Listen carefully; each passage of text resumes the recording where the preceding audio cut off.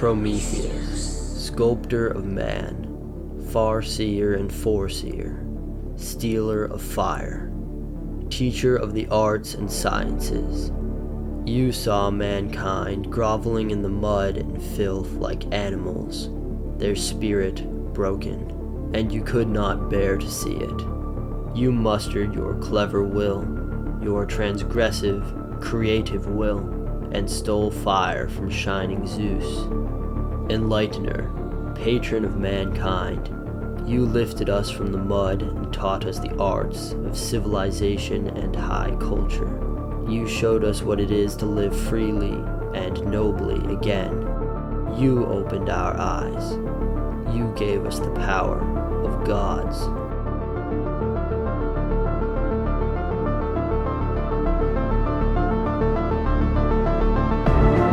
While the Genesis myth demonstrated the price we pay for higher consciousness and the state of paradise which we lost in its acquisition, the Prometheus myth shows us that higher consciousness is also a divine gift. From this myth, we might even posit a life-affirming transhumanism, a transhumanism of the kind which Nietzsche imagined in his Overman. Nietzsche believed that the story of the fall was life-denying because it represents suffering as an error committed by Eve through passive folly.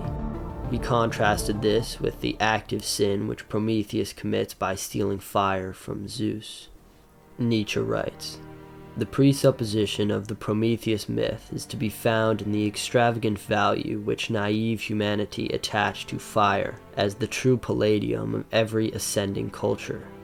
But that man should freely dispose of fire without receiving it as a present from heaven, either as a lightning bolt or the warming rays of the sun, struck these reflective, primitive men as sacrilege, as a robbery of divine nature.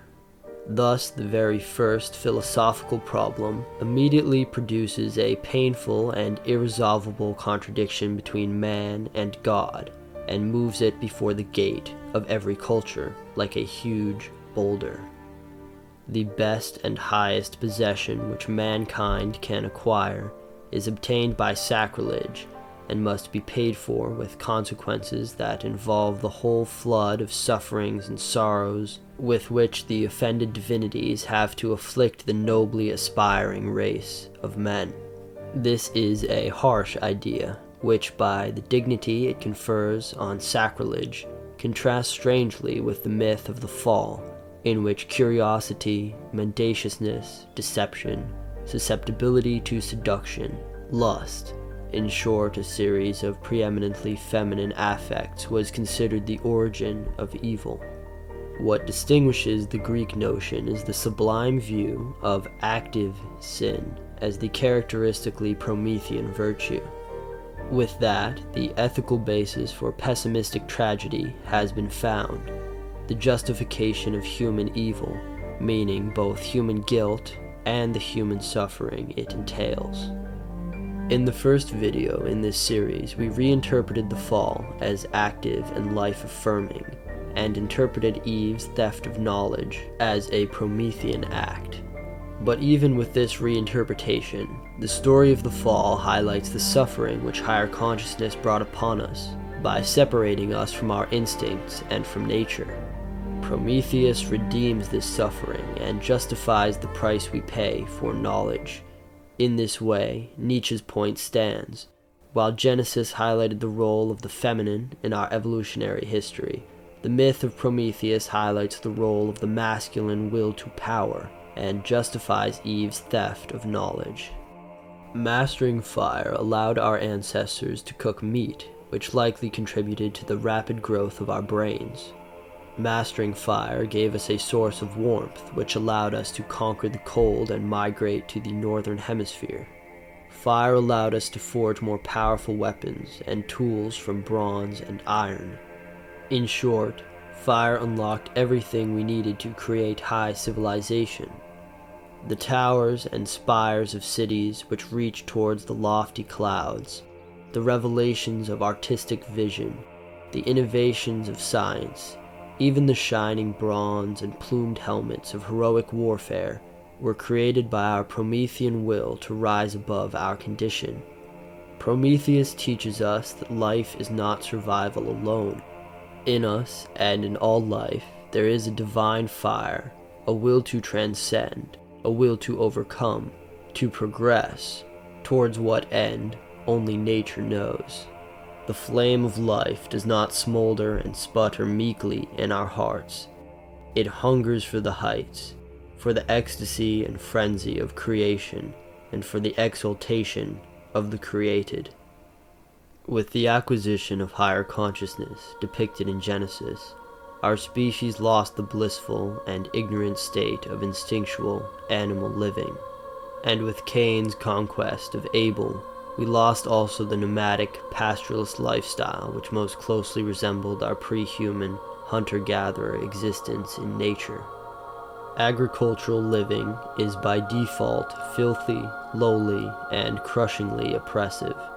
The historical life of the farmer has often been no better than that of the beasts which he drives. As much as he has domesticated his animals and broken their will, they have domesticated him and broken his. His skin is scabbed from flea bites, his joints ache from arthritis, his teeth are decaying from poor nutrition. He is a man broken from labor and ridden by disease. With the paradise of nature lost to us, we need civilization to sustain the freedom and health which we once enjoyed in nature.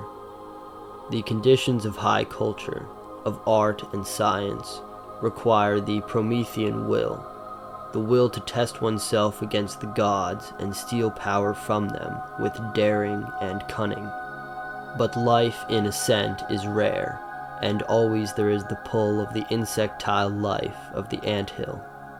As we discussed in the first video of this series, we are in an age where the Western will is weak and atrophied, and the pull of the mindless, bug-man living which the transhumanists and techies champion seems almost irresistible. We are dragged, as if by a strong tide, towards a drugged stupor, a necrotic sleep from which we may never awake.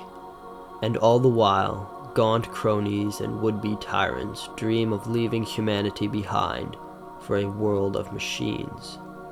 But from amid this damp fog of modern life, Nietzsche saw the fire of a distant god descending from Olympus, a great giver of gifts, a creator, a being of terrible will and tremendous power. He writes, "Our psychologists, whose glance lingers involuntarily on symptoms of decadence alone, again and again induce us to mistrust the spirit. One always sees only those effects of the spirit that make men weak, delicate, and morbid. But now there are coming new barbarians, cynics, experimenters, conquerors, a union of spiritual superiority with well-being and an excess of strength. I point to something new. Certainly, for such a democratic type, there exists the danger of the barbarian, but one has looked for it only in the depths. There exists also another type of barbarian who comes from the heights, a species of conquering and ruling natures in search of material to mold. Prometheus was this kind of barbarian. Ascendant life requires room to experiment, and a diversity of ways of being which is not possible in the dull, homogenized, default state of agricultural and industrial society. We need fresh air and clear views to see life not as a rat race for survival through claustrophobic city streets and droning subway systems, but as art, as life for life's sake. This is the original purpose of the liberal arts, to educate yourself not out of necessity, but for enrichment. This is also the original purpose of the gymnasium, to train your body not for functionality, but in the pursuit of beauty. The holistic education of body and mind, and the refinement and enrichment of the human being in pursuit of a higher ideal, is only possible because civilization creates enough distance from mere survival to treat man as an experiment and an artistic creation. In this context, a positive transhumanism is possible. As the old structures and institutions of our civilization crumble and the elite die off, new barbarians will arise who have the will to revitalize our culture and take on the most daring task of all, the creation of a higher type of human being. Do you understand that man is both the sculptor and the sculpted? That man is a creation of his own imagination and his own hands? Then you well could be one of these barbarians from the heights, and you know well the great task which lies before us. Our flesh is the raw clay which we set out to sculpt into a creature of terrible beauty, nobility, and power, and for this tremendous task we need daring of will, sharpness of mind, and strength of body. I see this superior creature now, standing on a sun-washed beach, looking upon distant shores. Its delicate yet brutal features cast no shadow in the high noon. Its body is poised, taut, ready to spring, to leap, to dance. This is our transhumanist vision. It is not the flaccid transhumanism of cold machines and lifeless silicon, which springs from the purple lips of our geriatric demagogues. Our transhumanism is a philosophy of flesh and fire. Man is a creator, and in creating he redeems himself. By continually overcoming himself and seeking out new heights and depths of spirit and body, man justifies himself. By testing his will against gods and monsters, the ancient man recreated himself in the image of their beauty and power. By testing ourselves against the ideal of the overman, we recreate ourselves in his image, and this will be our best creating. What would there be to create if there were gods? My will to create impels me again and again towards man. Thus the hammer is impelled towards the stone. Within the stone sleeps an image, the image of my visions. Alas, that it slumbers in the hardest, ugliest stone. Now my hammer rages ruthlessly against its prison. From the stone fly the fragments. What is that to me? I want to perfect it, for a shadow came to me. The stillest and lightest of all things once came to me. The beauty of the Superman came to me as a shadow. O my brothers, of what account are the gods to me now? Thus spake Zarathustra.